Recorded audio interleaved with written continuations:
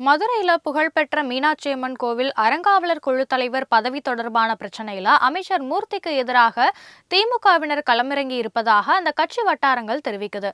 தற்போது அந்த பதவியில மதுரையைச் சேர்ந்த மற்றொரு அமைச்சரான பழனிவேல் தியாகராஜனுடைய தாயார் ருக்மணி இருந்திருக்காங்க. இந்த மாசத்தோட அவங்களுடைய பதவிக்காலம் முடிவடைவதால அந்த இடத்துல தனது மனைவியான செல்லம்மாளை கொண்டு வரும் முயற்சியில மண்ணின் மைந்தராக இருக்கும் மற்றொரு திமுக அமைச்சரான மூர்த்தி களமிறங்கியிருக்காரு. ஏற்கனவே கட்சி நிர்வாகத்துல புதிய பொறுப்புகளை ஏற்படுத்தி தனது ஆதரவாளர்களை நியமித்ததால மூர்த்திக்கு எதிராக கட்சியினரிடையே மேலும் அதிருப்தி ஏற்பட்டு இருப்பதா தெரியுது.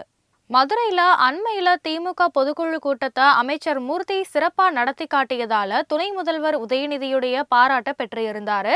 அந்த அதிகார தோரணையில தான் அவரு இப்படியெல்லாம் நடந்துக்கிறாருன்னு திமுகவினர் கடுமையான விமர்சனங்களை முன்வைக்கிறாங்க. இதனால மதுரையில திமுகவினரிடையே கோஷ்டி மோதல் மேலும் அதிகரிச்சிருக்கு.